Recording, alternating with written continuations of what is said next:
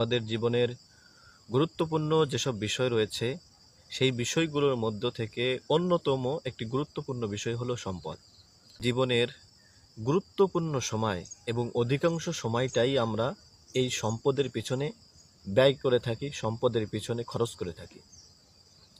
যখন আমরা এই সম্পদের পিছনে সময় খরচ করা, সময় ব্যয় করার শক্তি সমর্থন না থাকে, তখনও কিন্তু এই সম্পদের পিছনে আমাদের সময় নষ্ট হয়। সেটা হচ্ছে আমরা সম্পদের পেরেশানি করি। সম্পদ এমন একটা জিনিস, যেই জিনিস নিয়ে সকলেই পেরেশান। যাদের সম্পদ নেই তাদের পেরেশানি হলো যে কিভাবে সম্পদ অর্জন করা যায়, আর যাদের সম্পদ আছে তাদের পেরেশানি হলো আমি যে সম্পদটা অর্জন করেছি সেটাকে কিভাবে সুরক্ষিত করা যায়, কিভাবে রক্ষা করা যায়।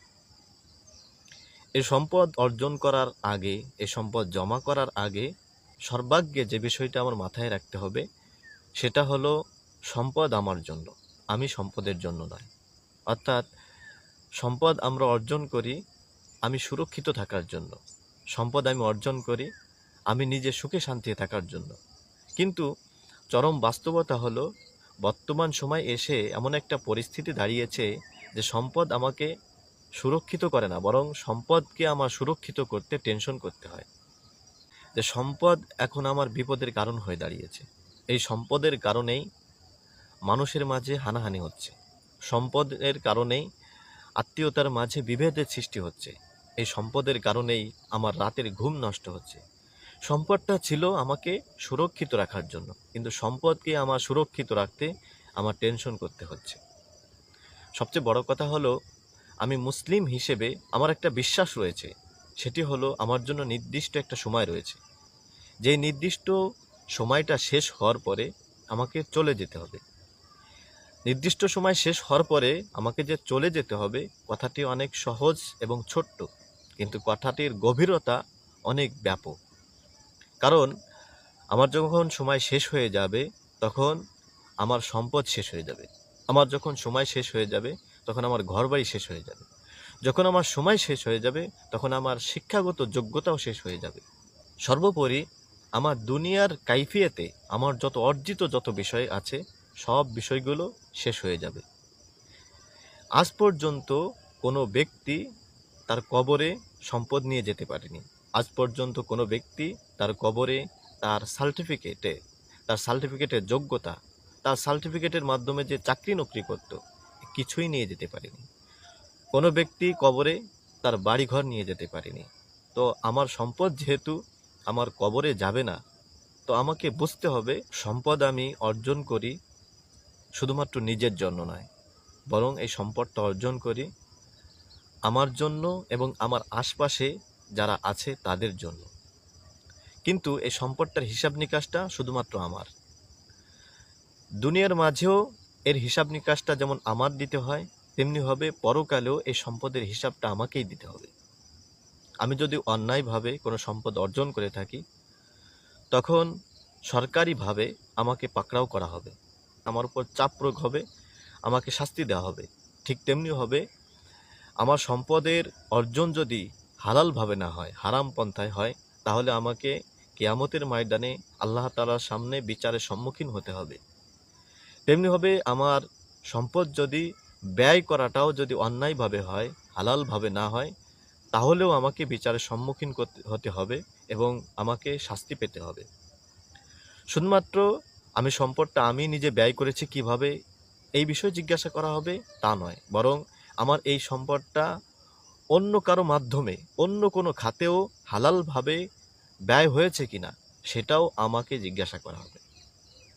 সহজ কথা হলো আমি সম্পদ অর্জন করলাম, সেটা আমি খরচ করলাম, তো সম্পদ অর্জন এবং খরচ আমি হিসাব দিব। আমি সম্পদ অর্জন করলাম, এই সম্পদটা আমার স্ত্রী খরচ করলো, সেই হিসাবটাও আমাকে দিতে হবে। আমার স্ত্রী আমার অর্জিত সম্পদ সঠিকভাবে ব্যয় করছে কিনা এটা আমার দায়িত্ব। আমার অর্জিত সম্পদ আমার ছেলে সঠিকভাবে ব্যয় করছে কিনা এটা আমার দেখার দায়িত্ব।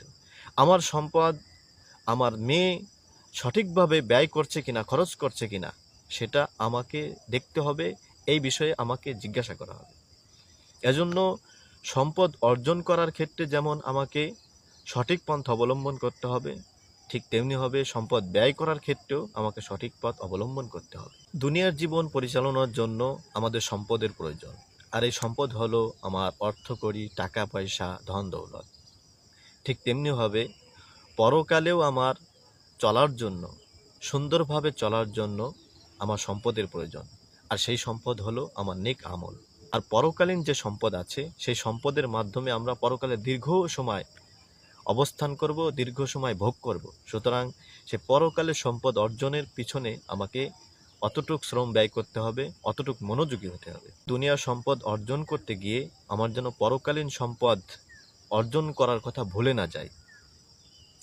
আল্লাহ তাআলা আমাদের জন্য কত সহজ করে দিয়েছেন, এই দুনিয়ার সম্পদ অর্জন করাকেই পরকালীন সম্পদ অর্জনের মাধ্যম করে দিয়েছেন। আমরা যদি দুনিয়ার সম্পদ অর্জন করি আল্লাহ তাআলার নিয়ম অনুযায়ী, আল্লাহ তাআলার সন্তুষ্টি অনুযায়ী, তাহলে আমার দুনিয়ার সম্পদ অর্জন হওয়ার পাশাপাশি পরকালীন সম্পদটা অর্জন হয়ে যাবে। আমি দেখব যে আমি তো শুধুমাত্র অর্থ করেই আয় করছি, আমি তো দুনিয়ার সম্পদ জমা করছি, কিন্তু এর মাধ্যমে আমার পরকালীন সম্পদ জমা হয়ে যাচ্ছে। আমি যখন সঠিক পন্থায়, হালাল পন্থায় অর্থ উপার্জন করব, সেটা আমার জন্য সওয়াবের কারণ হবে। তাহলে দেখা গেল আমি দুনিয়ার সম্পদ অর্জন করলাম এবং পরকালীন সম্পদটাও পাশাপাশি অর্জিত হয়ে গেল।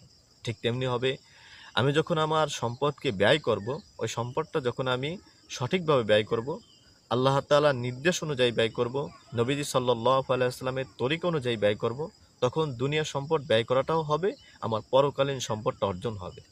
দুঃখজনক বিষয় হলো যে আমরা সম্পদ অর্জন করি, কিন্তু এই সম্পদটা দুনিয়ায় আমার জন্য কাজে লাগে, কিন্তু পরকালে আমার জন্য কোনো কাজে আসে না।